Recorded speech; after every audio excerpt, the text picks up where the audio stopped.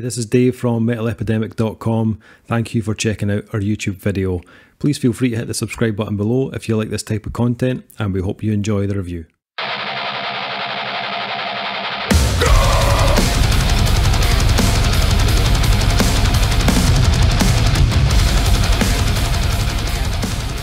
What is happening, guys? Dave here from Metal Epidemic, back with another album review. And for this review, Duncan Kyle and myself have been checking out the new album from UK three-piece metal band Pteroglyph.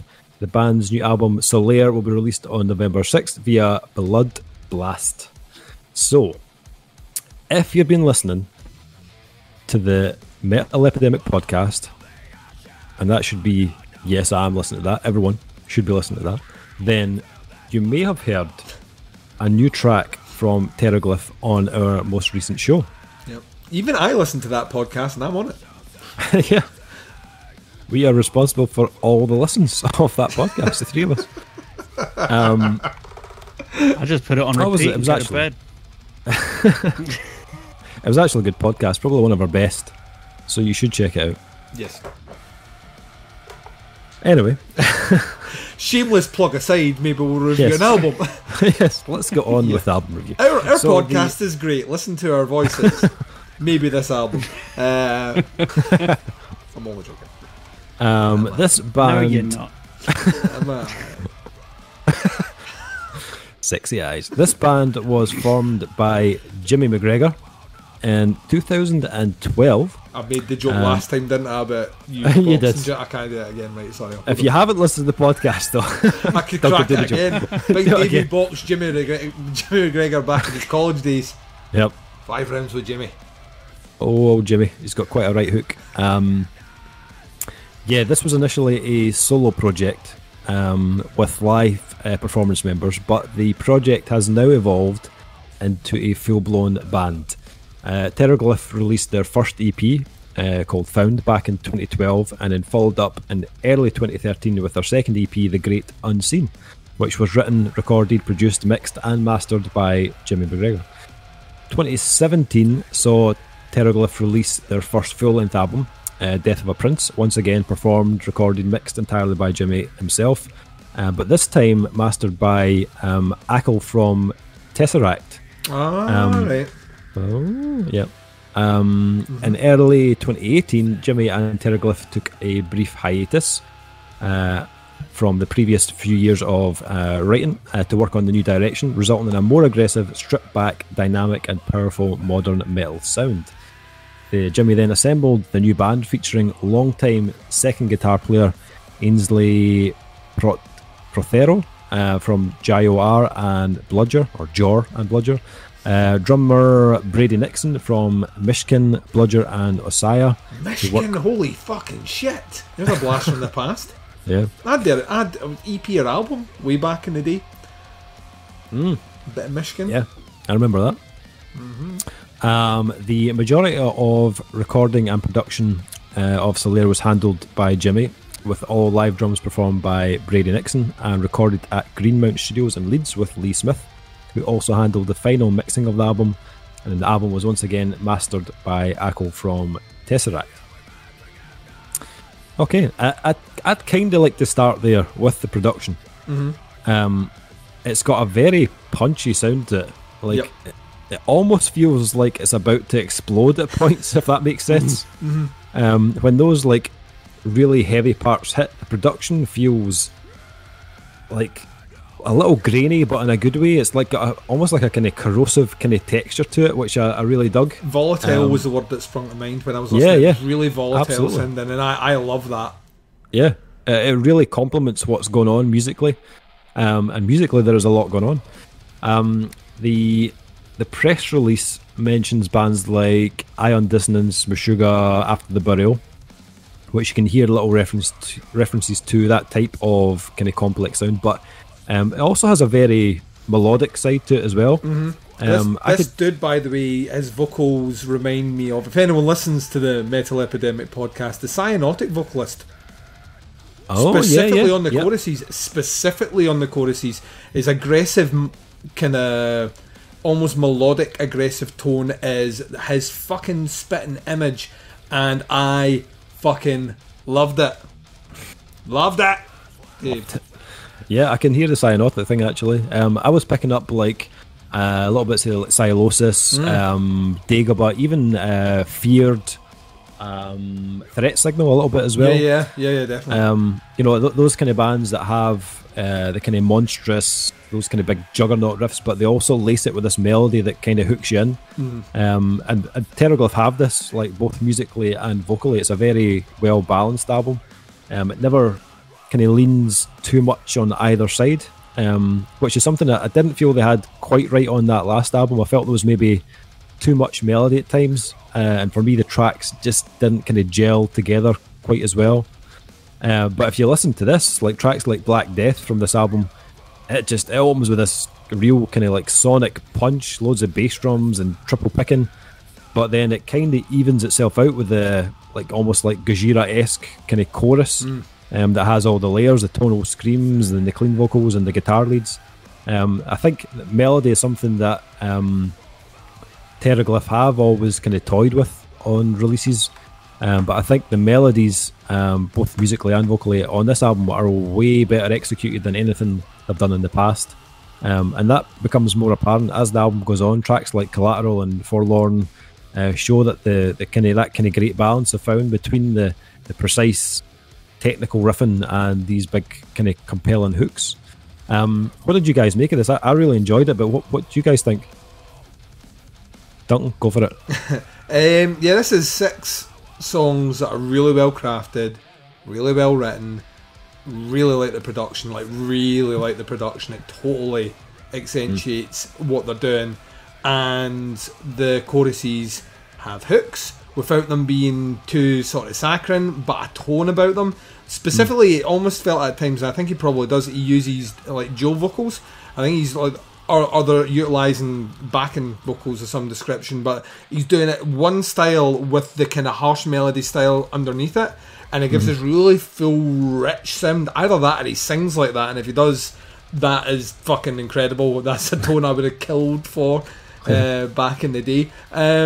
Yeah, I really, what I really liked about it was, once again, none of the 6 songs overly sounded the same as the others. They were really mixing up the way they were approaching the riffing, the pace. There's not like too much of the same pace laboured throughout the songs. It's another one where I felt when I was listening to it that when it finished, and you're done in under half an hour here. When it finished, I was like that. Just put that back on again. And peek behind the curtain for the listeners out there. On the podcast, we don't get to hear the singles until the show goes out, or until I'm editing the podcast. Dave will send them through kind of post. And when I was putting them in, I don't always listen to like the singles when I'm putting them in. But the opening riff to Solaire, I was like, holy fuck, like that, and then went through it. And there was a bit that reminded me, funnily enough, because we're just name dropping bands, there was a little bit in here that reminded me a little bit of Hate Sphere as well. Just in the kind of just the all out just attack of what was happening, and that kind of grabbed me in. I think overall this just sounds fucking great.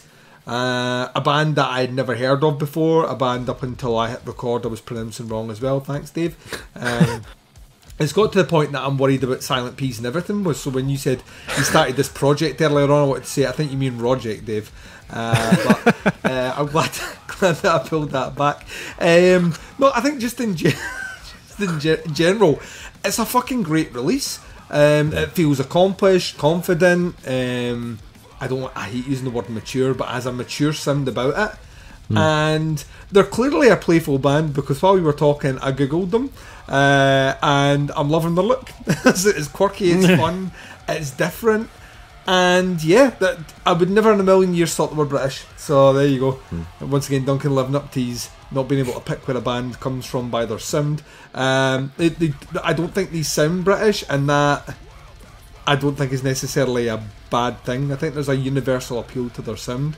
And the elements in here, I mean, I'm glad that some of the people that are involved with this project, specifically Meshuggah, which I need to rake out that release, man, because I just fucking love it, which doesn't surprise me, because I believe I got a copy of that Meshuggah release from maybe the same person that wrote the the blurb for this this particular release is what I'm saying. Maybe the same person. I'm sure back in the day I got a bit of Michigan from a certain friend of the show, and I loved it. So I think overall, in summation, in conclusion, if you will, Pteroglyph have a really accomplished, really great sound. Love the choruses, love the production, and yeah, it's another album which, when it finishes, you could easily spin this 2-3 times back to back and not get sick of it at all.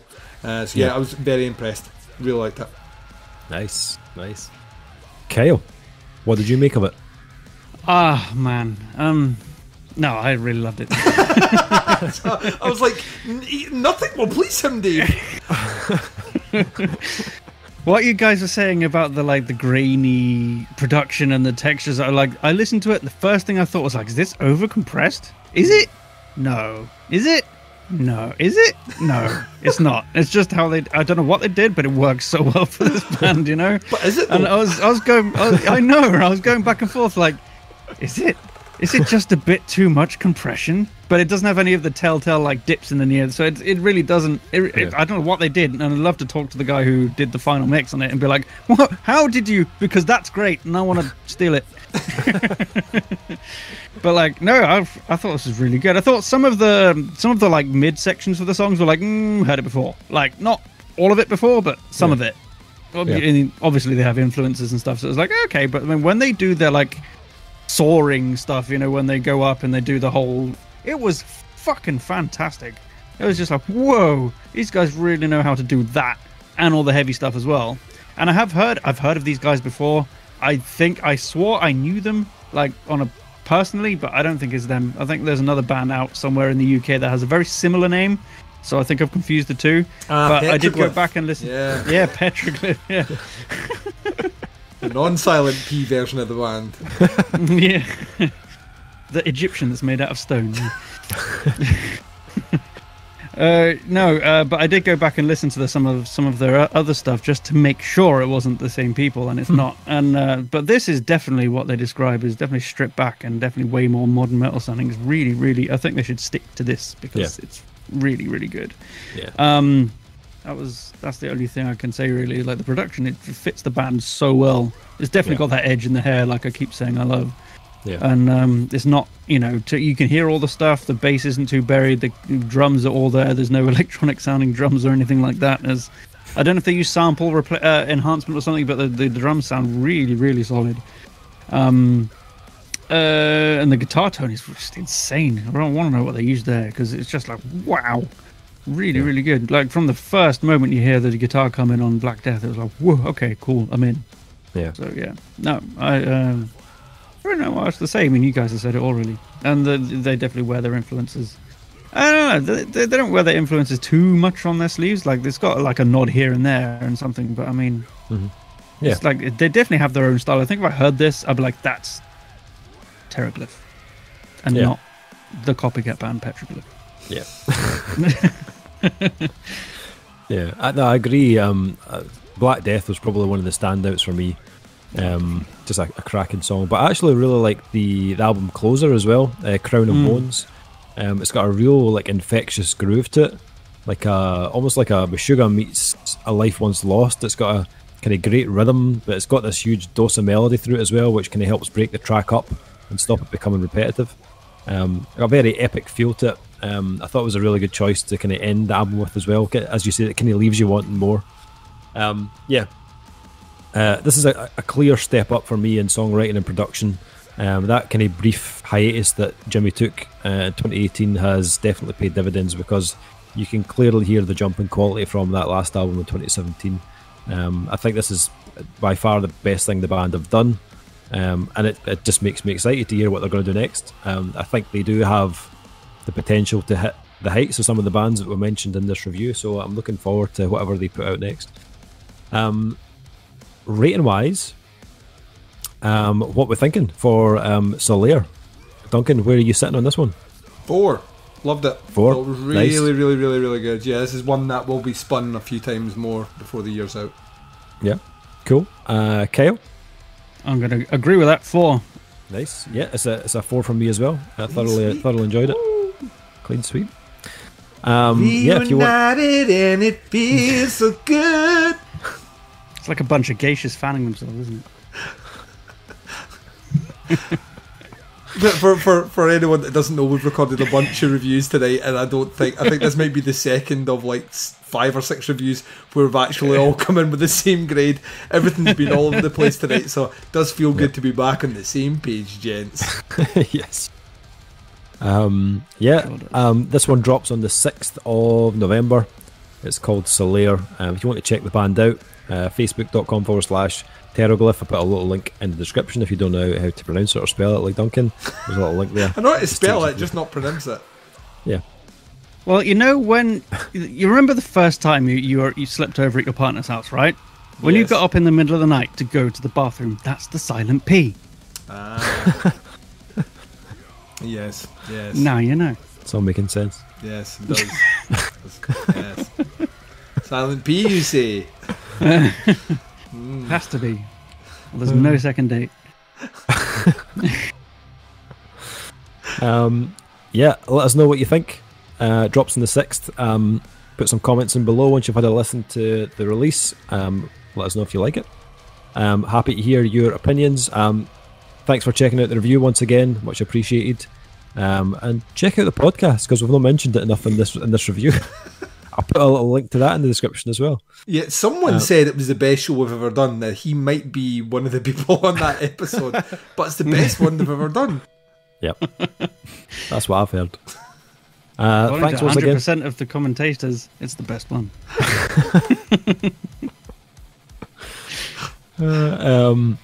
Thanks for checking out the review, much appreciated. Stick around, keep checking out our YouTube channel. Check out metalepidemic.com while you're at it. There's a lot of written reviews now going up on the website as well, so if the YouTube thing is not your bag and you prefer a written review, head over there. Plenty of written reviews on there as well.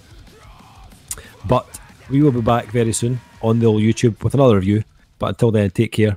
We'll speak to you soon. Bye everyone. Bye.